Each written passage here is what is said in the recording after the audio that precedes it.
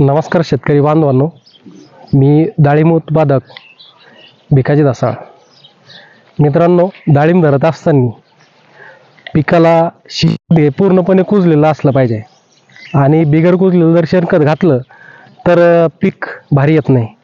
आणि मी नेहमी हा विचार करतो का पीक भारी आणण्यासाठी मी जैविक आणि ऑर्गॅनिकचा वापर करतो. तर मित्रांनो, ह्यावेळेस मी काय केलं की जे शेणखत आहे तर त्या शेणखतावर जे पुण्यातली नेटसप नावाची कंपनी आहे तिचं शेतीविषयक बायोफिट ब्रँड यामधील कल्चरचा वापर केला आहे आणि अवघे 45 ते 50 दिवसांमध्ये खत अगदी उत्कृष्ट प्रकारे कुजलेलं आहे हे मी आपल्याला दाखवत आहे.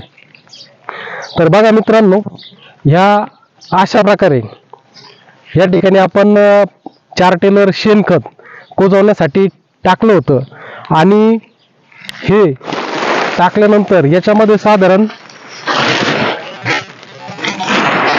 5 लिटरचा वापर आपण ह्या ठिकाणी केलेला आहोत.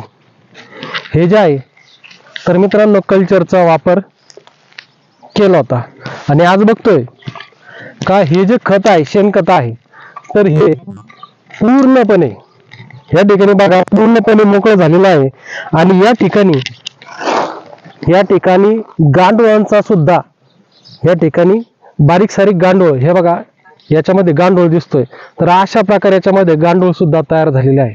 म्हणजे बघा जे नेटसप कंपनी आहे तर तिने शेतीविषयक जैविक आणि ऑर्गॅनिक ब्रँडमध्ये जो प्रत्येक प्रकारचे जे प्रोडक्ट काढले तर खूप जबरदस्त असे काढलेले आहेत. तर बघा या ठिकाणी आपण हे जे बघतोय तर अगदी चहा पावडर सारखं कमी दिवसांमध्ये खत तयार झालेला आहे. तर हा जो बघतोय आपण तर हा असा जबरदस्त ब्रँड नेटसपचं कल्चरच्या वापराने अगदी कमी दिवसांमध्ये या ठिकाणी असं जबरदस्त असा रिझल्ट जबरदस्त असं खत या ठिकाणी तयार झालेलं आहे. बघा मित्रांनो, कुठेही जरी आपण हात घातला तर मस्तपैकी कुजलेलं शेणखत अगदी 45 ते 50 दिवसांमध्ये या ठिकाणी तयार झालेलं आहे. धन्यवाद.